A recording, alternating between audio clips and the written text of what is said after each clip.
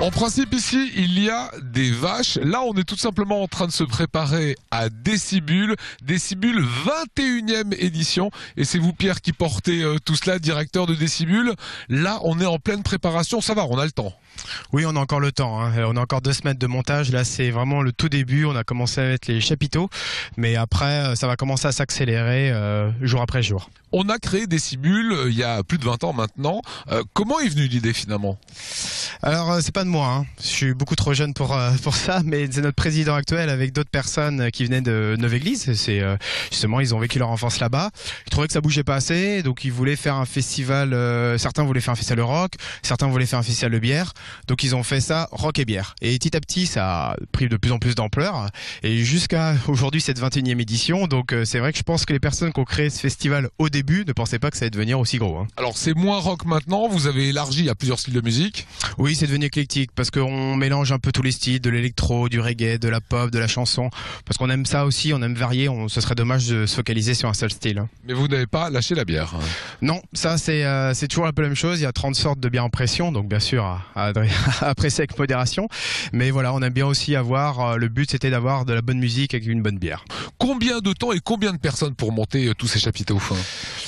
Ça prend un moment. C'est 2 semaines de montage et 1 semaine de démontage pour 3 jours de festival. Et c'est aussi un an de préparation aussi. Faut pas l'oublier. Et en tout, c'est 500 à peu près personnes qui sont sur ce festival. Voilà, grosse infrastructure. On peut venir ici durant 3 jours. On peut aussi planter sa tente. Oui, bien sûr. Il y a un camping gratuit juste à côté du site. Alors, un peu de programmation. Le premier moment fort, c'est le vendredi avec Rodrigo et Gabriela. C'est un duo mexicain, c'est incroyable, qui joue de la guitare sèche de façon très rock'n'roll. Et c'est un groupe qui a marqué les esprits avec des lives vraiment enflammés. Et ils font très très peu de dates en France. On doit être peut-être 3, il y a peut-être 3 dates. La dernière fois, c'était aux Zénith de Paris qui était complet. Donc les avoir accueillir ici à Neuve-Église, c'est pour nous quelque chose de vraiment super bon pour nous parce que c'est des groupes qui enflamment vraiment en live avec le public, ont une belle connexion. C'est ce qu'on veut sur le festival pour que même si les gens connaissent pas, qu'ils tout de suite apprécient le live. Voilà, il y a des Vitalik aussi qui remplissent des zéniths. Il y a des groupes comme Morcheba. Oui, Morcheba, oui. Pour ceux qui ont connu dans les années 90 le début du trip-hop, au même titre que Massive Attack, Morcheba, c'est un nom hyper connu. Donc c'est vrai que quand ils acceptent de venir sur le festival, on peut être que content parce qu'ils savent qu'ils sont bien accueillis artistiquement, techniquement.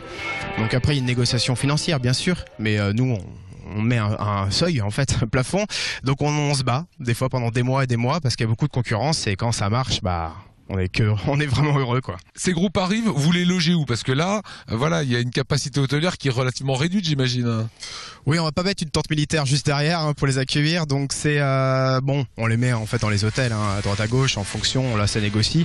Et puis là, juste en fait à côté, c'est un grand chapiteau avec des cloisons et on forme des loges. Donc on les décore. Après, on essaie de les accueillir au mieux possible avec un buffet, voilà, pour qu'ils se sentent bien. Parce qu'un artiste qui se sent bien dans un endroit, ça fait un bon show. Donc vous imaginez que ces artistes ont l'habitude d'être dans des zéniths, dans des grosses salles, dans le noir.